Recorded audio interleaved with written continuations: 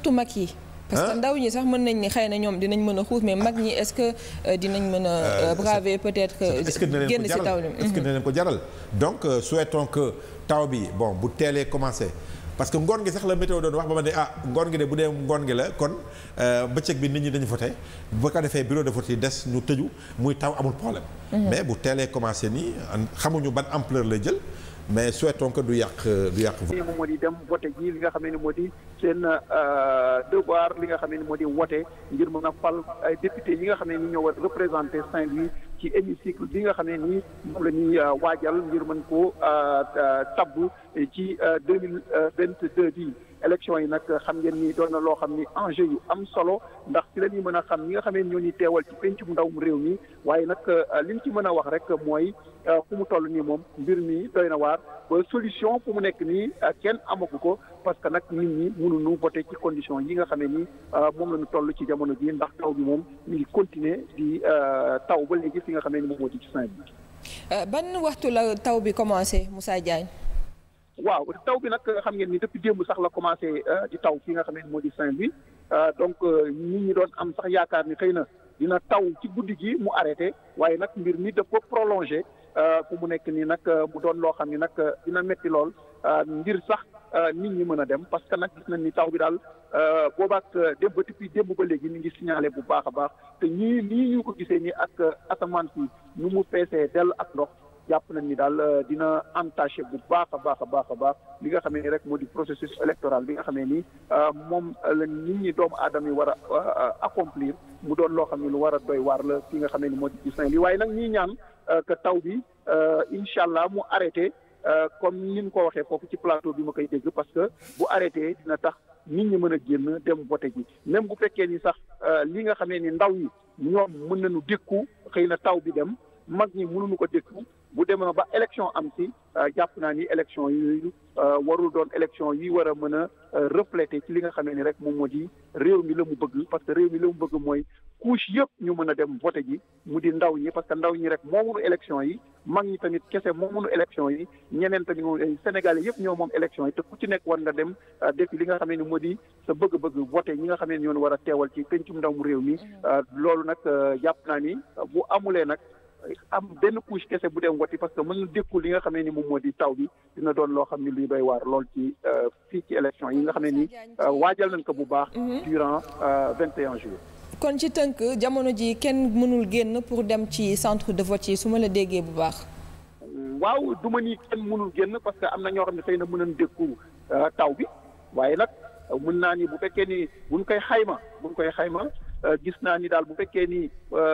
5% yi mën nañu génn ou 10% yi mën nañu génn man gëm naa ni 80% yi mënuñu génn wala 90% yi mënuñu génn naan dañuy dem voté ji parce que réewum Sénégal aussi tamit nekkum réew boo xam ni ku ci nekk am nga condition yëpp yu réunir pour que nga mën a dugg léegi ci sa biir garage dugg ci sa biir oto reculer dem ba ci centre de vote bi génn sol yër sa parapluie dem voté duggaat sa oto génn. fii Sénégal jàpp naa ni ñu ci bëree seen loxo jotul seen gannaaw amuñu condition yooyu nga xam ne dafay réunir ngir sax mën a def loolu am astamaak nag ñu nekk ci réew moo xam ni aussi tamit gis nañ ni daal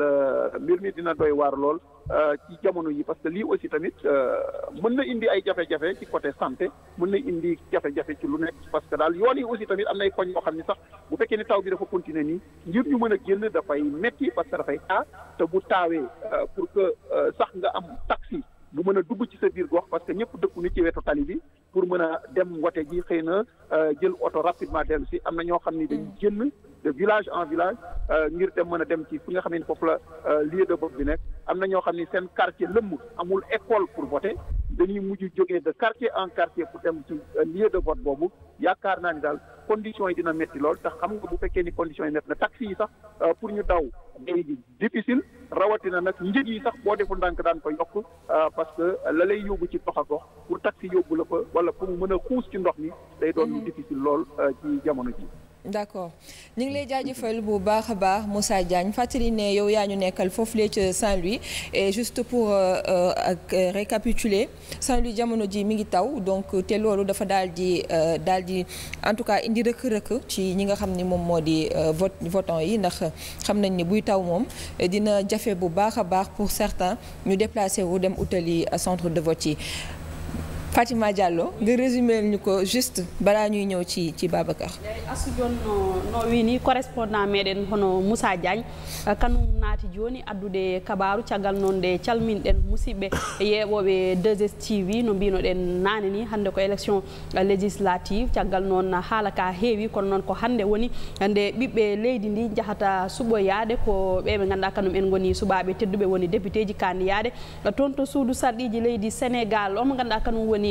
correspondant meɗen hono Moussa Diagne kanum keɗi ɗon joni o haali o wolof o jokkodiri e Astou Dione wiide tan oɗo saaha kabaru keɓaɗo o ina toɓa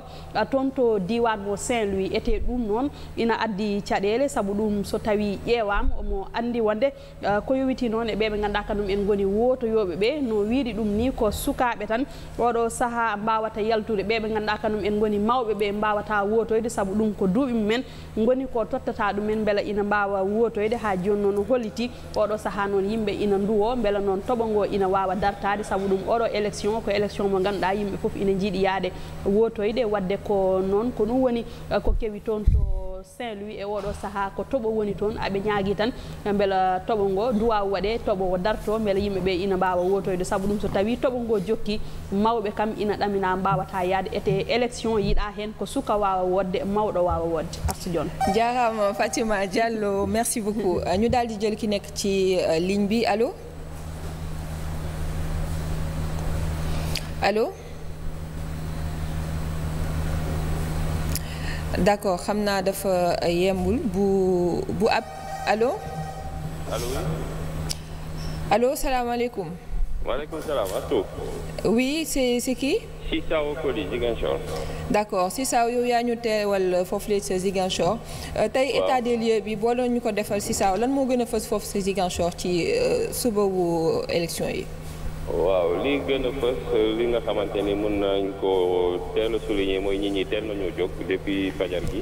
donc song ji li nga xam te moo di centre de vote yi nekk fii au niveau de Ziguinchor kon depuis 6 heures du matin pratiquement centre boo dem di nga fekk ay nit yi fa taxaw karange gi itam teel naa doy pour ñi nga xamante ni donc ñoom ñoo askan yu war a dem vote ji donc sécurité bi te teel na fa nekk mën nañu wax sax dañoo fanaan daanaka ci li nga xam te moo di centre de vote yi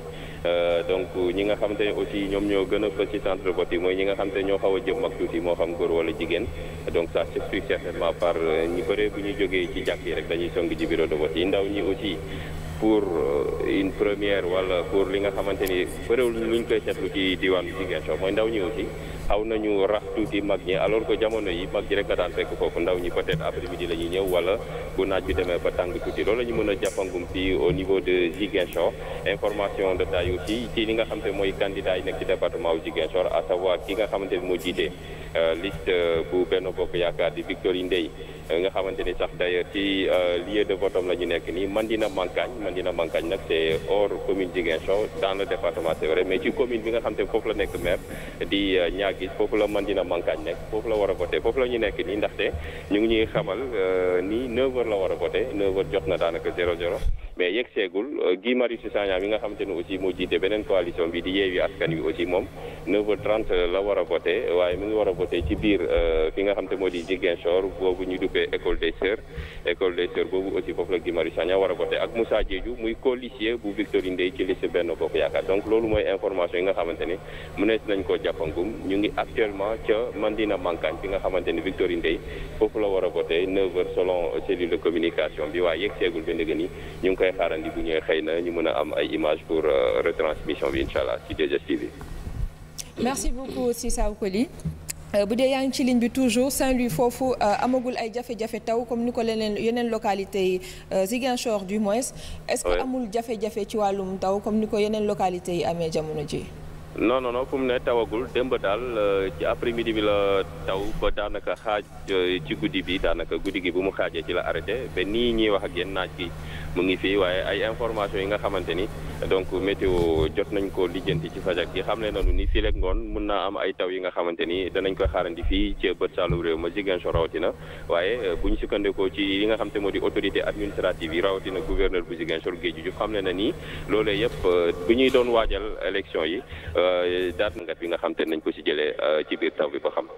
bëggoon naa ko laaj benn question Astou. vas-y. foofu Ziguinchor est-ce que nit ñi génn nañu en masse et puis li ngeen seetlu est-ce que ndaw yi wala mag ñi ñoo gën a génn ci centre de vote yi. génn nañu maa ko doon wax sànq donte sax war nañu gën a sakkan fii bu fekkee am nañu expérience ci couvrir ay élections au niveau de Ziguinchor ñi génn nañu li nga xamante ni aussi moom la ñuy seetlu mooy ñi teel nañu génn heure boo dem en tout cas man pratiquement 6 heures maa ngi commencé def ronde mais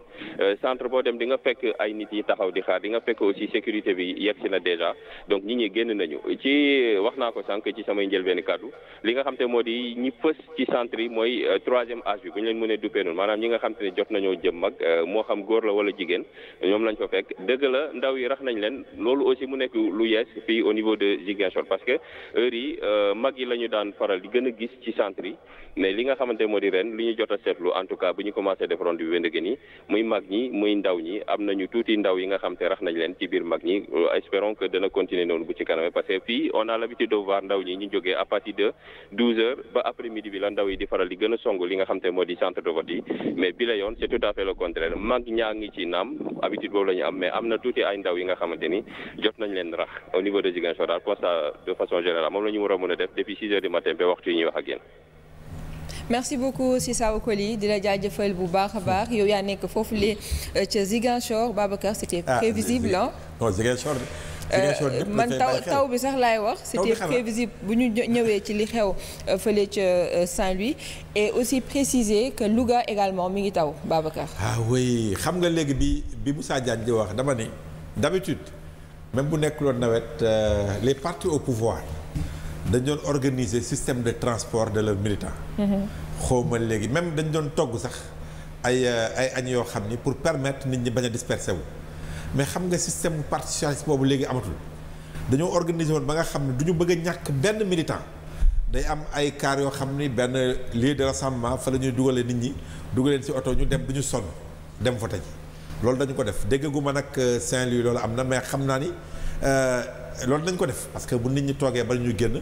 tous les partis d'ailleurs ont les moyens de mettre des véhicules en place pour que nit ñi mën a dem voter ji jeunes yi c'est moins grave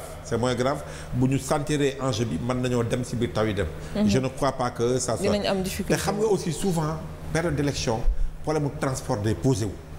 bu fekkee fi ngay voter dafa xaw a sori xam nga fu mel ni Dakar fépp xaw na xëcc de telle sorte que pour nga jógee localité benn dem voter ji boo amul système de transport day metti donc loolu il faut que ñu sóoraale ko mais aujourd'hui li ñuy xaar partis politiques ils sont en train de réfléchir maintenant parce que bu fekkee dafa yeex bu ñu demee ba l'après-midi taw bi arrêté mais pendant combien de temps ci la nit ñi di mën a toog mën nañoo bousculer wu ci vote yi quoi qu'on dise daal taw bi nawet bi dafa perturber élection yi au Sénégal. te amul benn c'est-à-dire prévoir wuñu ci code bi lenn loo xamante ni dañ naan bu tawee dinañ am benn alternative par rapport ak li nga xam ni moom moo di vote bi. li ma gis daal ñu def ministre de l'intérieur def ko mooy dañoo def ay tentes yoo xam ne renforcées pour que nit ñi bañ a am problème parce que tu te rappelles Touba. élection législative bu 2017 yi. intempéries yooyu dafa tax guddi gi la ñu installé woon yëpp daal di naaw. parfaitement ba nga xam ni pratiquement bi ñuy commencé voté waat dem nañ ba ay midi. loolu mu nekkoon élection yu doy waar 2017. ba ñu bëri ne woon sax dañ ko waroon a éliminer mais teewul parti démocratique sénégalais nga xam ni moo amoon doole foofu Mbacké moom dafa bañ daal di ne vote bi day dem à terme ba finalement sax ñoom ñoo ko gagné woon. bi pas nag li ñu gis daal ci côté mooy que ni bu fekk maintenant il est vrai que bu fekkee empêché na vote am parce que Sénégal en 1996 maa ngi rappelé wu voté nañu ñaari yoon parce que boobu Dakar dafa jaxasoo woon boobu la ñuy doog a def les communes d'arrondissement les 19 communes d'arrondissement waaye boobu sax li ko indi coow li mooy waa parti socialiste yu am doole ñëw xalaat ni dañuy ñàkk ñu ñëw jaxasee bureau de vote yi loolu am na fi. mais ba Dakar dañoo convoqué waat le corps électoral ñu voté waat encore loolu am na fi maintenant bu intempérie amee mais pourquoi pas